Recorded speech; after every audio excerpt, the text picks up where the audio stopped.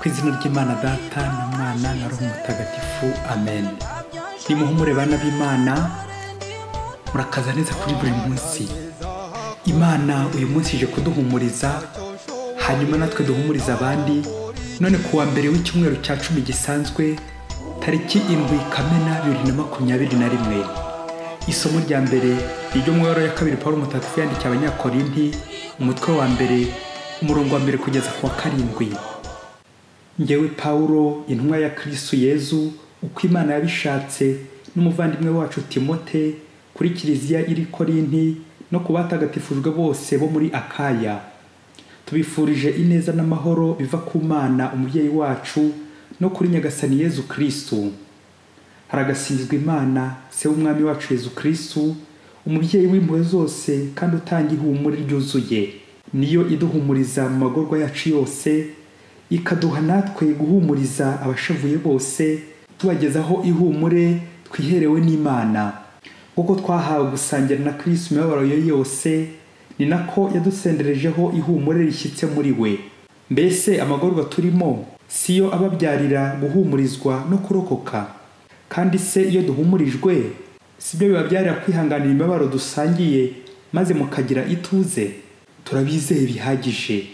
Kuba dusangiye imibabaro bizatuma dusangira n'ihumurizwa. Iryo ni ijambo ry'Imana. Zaburi ni ya 34. Nimushishoze maze mwumve ukuntu Uhoraho anogera umutima. Nzashimira Uhoraho igihe cyose, ibisingizo bye bizahora ubudahwema mu munwa wanjye. Ishema mfite ryose ndikesha Uhoraho, abintamenyekana nibabyumve maze bishime. Nimwogeze Uhoraho hamwe nanjye, twese hamwe turatira izina rye icyarimwe. Nashakashatse Uhoraho aransubiza, nuko ankiza ibyankuraga umutima byose. Abamurangamira bahorana umucyo, mu maso habo ntiharangwa ikimwaro. Umunyabyago yaratabaje Uhoraho aramwumva, maze amuzahura amagorwa ye yose. Umumarayika w'Uhoraho aca ingando hafi y'abamutinya akabagoboka. Nimushishoze maze mwumve ukuntu Uhoraho anogera umutima. Hahirwa umuntu abereye ubuhungiro. Nimushishoze maze mwumve ukuntu Uhoraho anogera umutima. Nyagasani Yesu nabane namwe. Amagambo mu Ivanjili ntagatifu Yezu Kristo uko yanditswe na Matayo, umutwe wa 5, umurongo wa mbere kugeza ku wa 12.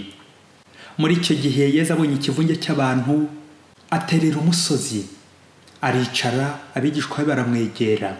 Nuko araterura arigisha ati, hahirwa abakene ku mutima, kuko ingoma y'ijuru ari iyabo. Hahirwa biyoroshya, kuko bazatunga isiho umurage. Hahirwa abababaye, kuko bazahozwa. Hahirwa abasonzeye ubutungane bakabugirira inyota, kuko bazahazwa. Hahirwa abagira impuhwe, kuko bazazigirirwa. Hahirwa abakeye ku mutima, kuko bazabona Imana. Hahirwa abatera amahoro, kuko bazitwa abana b'Imana. Hahirwa abatotezwa bazira ubutungane, kuko ingoma y'ijuru ari iyabo. Murahirwa niba batuka bakabatoteza, bakanababeshyera ku buryo bwose ari nge babahora. Nimwishime munezerwe, kuko ingororano yanyu izaba nyinshi mu ijuru. Nuko batoteje abahanuzi bababanjirije. Iyo ni Ivanjili ntagatifu.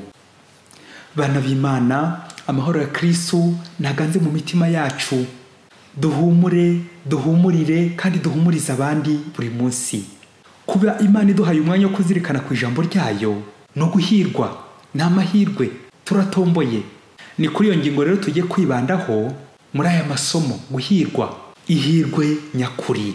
Abitwa ba konsolateri, konsole, abitwa ba Felisi, Beata cyangwa Beti, ba Fortunata, Fortunatusi, Mahirwe, Hirwa, Mukahirwa, Muhire, n'abandi mwese mufite amazina arimo guhumura no guhirwa, turabasuje mu izina rya Yezu Kristo. Nimuhumure amahirwe, nimuhumure amahoro.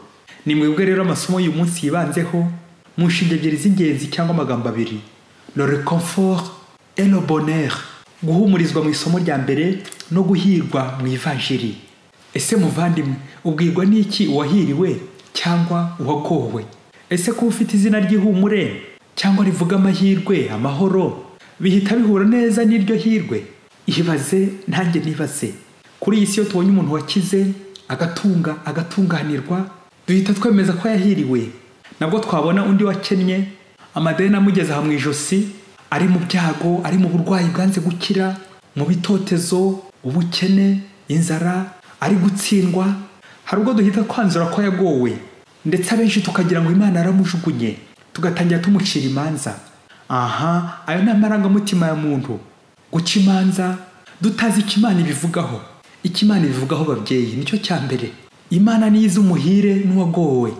Rero muri amasomo bavandimwe turaza kubona ko ihirwe nyakuri atari ibintu, atari ubutunzi, atari ugutunga abagore benshi cyangwa abagabo utazi umubare wabo uhura nabo, atari imirima, atari amasambu, atari amamodoka, atari ukudahura n'ibibazo cyangwa ibitotezo, atari ukubaho mu iraha ry'isi.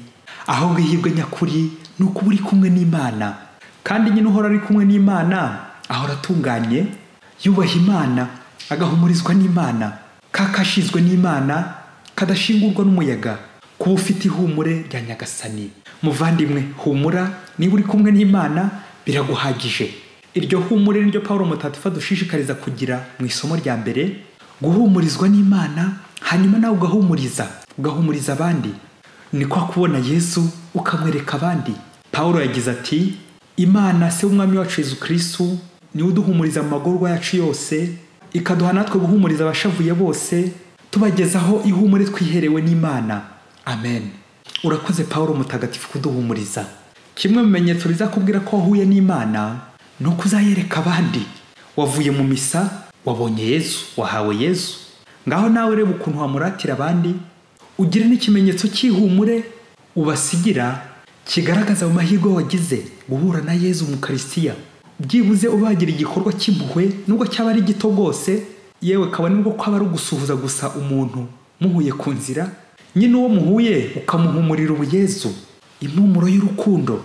Umuririmbyi wa Zaburi we uyu munsi ati, nimushishoze maze mwumve ukuntu Uhoraho anogera umutima. Amen. Guhumurirwa, guhumurizwa, kunogerwa n'Imana, kunyurwa n'Imana, iryo ni ryo hirwe nyakuri. Umuntu umwe yigeze guhina umutwe wa 5 no 25 w'ivanjiri ya Matayo mu magambo abiri ati, Matayo 5 muzumirwa, naho Matayo 5:5 muzatungurwa. Bakristo bavandimwe, mu ngingo 8 nterahirwe, les 8 béatitudes, uburyo ivanjiri ya Matayo yerekana uwahiriwe buratangaje. Ni nko kumirwa ko wahiriwe ari umuntu berekana umerewe nabi kuri iyi si, wagira ngo yaragowe urebeye inyuma cyangwa wumviye inyuma.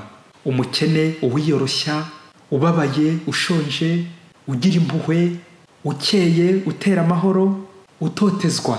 Ariko ahangaha bavandimwe muri ivanjiri iyo bavuze umukene ntabwo ari ubuze epfo na ruguru, ubuze icyo arya cyangwa icyo yambara, ntabwo ari ufite ibyo abuze, ahubwo umukene ni umukene ku mutima, la pauvreté du cœur. Ni wa wundi ukeneye Imana. Gukena ku mutima no gukenera Imana, ufite inyota y'Imana, avoir la soif de Dieu, urarikiye Imana, uwumva yaruhuka ari uko abonye Imana, uri kumwe n'Imana, ariko agahora yishakashaka amanywa n'ijoro, agaharanira ingoma y'ijuru, agaharanira gukora icyiza igishimisha Imana. Uwo wese ukeneye Imana mu buzima bwe arahirwa, naho ureka undi. Dore ko muvandimwe ushobora kuba umukungu hano ku isi, umukire kabuhariwe, ariko udafite Imana, aho waragowe, ugeze kure, uri hafi kurindimuka. Kimwe nuko ushobora kuba umukene hano ku isi, uri n'umukene ku Mana, ukennye ku Mana, ukennye isengesho, ukennye ukwemera, utikoze Imana, aho waragowe muvandimwe. Muvandimwe rero, wowe ntukifuze kugorwa, buri gihe ujye wifuza ko nawe wahirwa, uri kumwe n'Imana. Ese wowe muvandimwe, iyo wisuzumye neza, ubona warahiriwe cyangwa ubona waragowe? Es-tu bienheureux ou malheureux? Ese wowe muvandimwe wisuzumye neza, ubona umutima wararikira iki kurenza ibindi? Wasanga ari amafaranga, abagabo, abagore, abakobwa, abasore, ibintu by'iyi si. Wasanga utajya urarikira Imana, ko waba ugowe muvandimwe. Imana yashyize inyota irari mu mutima wacu kugira ngo twumve ko ibintu by'isi aho byava bikagera, ndetse n'abantu b'isi aho bava bakagera, ko atari bo batumara irari, ahubwo n'Imana yonyine tugomba guhora turangamira, dukenera wa mukene ku mutima uhiriwe, bityo tugahora dushakashaka Imana kugira ngo tunyurwe nayo. Aba ari itumara inyota n'inzara. muzacunge umuntu wese uca inyuma uwo bashakanye ufite akageso k'ubusambanyi nyine ahorana agatima karehareha, biragoye ko yanyurwa n'umugore umwe cyangwa n'umugabo umwe, ahora yumva yajya ahandi ngo ajye kumva uko bimeze naho. Nyamara muvandimwe, ufashe umugambi ukamenya ko nta kintu na kimwe kiri ku isi, nta muntu n'umwe uri ku isi ushobora kuguhaza cyangwa ikintu cyashobora kuguhaza kuri iyi si, wahita ufatiraho ukegukira Imana yonyine, ugakora neza buri munsi ushakashaka ihirwe nyakuri, ihirwe ry'ijuru. None rero twebwe abantu tubona ibishashagirana tugata urwo twambaye, tukaba twakwibeshya tukararikira ibihita bitaramba, kandi ibishashagirana akaba iryo twirukaho.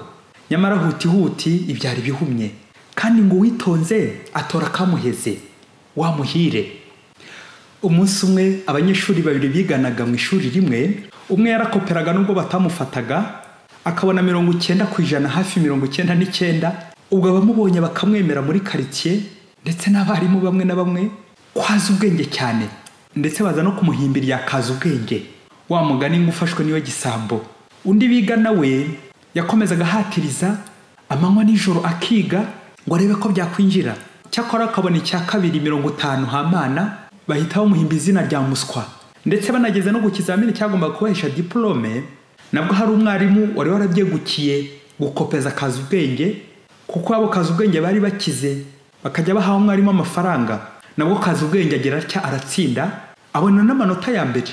Wa muswa nawe arihangana aboneho gutsinda hamana. Nuko barangije kwiga bombi bagiye gukora ibizamini by'akazi, akazi kagombaga kujya kabahemba by'agatangaza, ni nko kuyoresha igitiyo buriya. Kandi muri ako kazi bagombaga gufatamo umwe bo byumvikane umuhanga wari urimo. Kaza ubwenge rero wajya gupfuka mu ishuri akabona amanota ya mbere, ageze mu kizamini muri interview biramunanira habe no kumenya kuvuga cyangwa kwandika izina rye.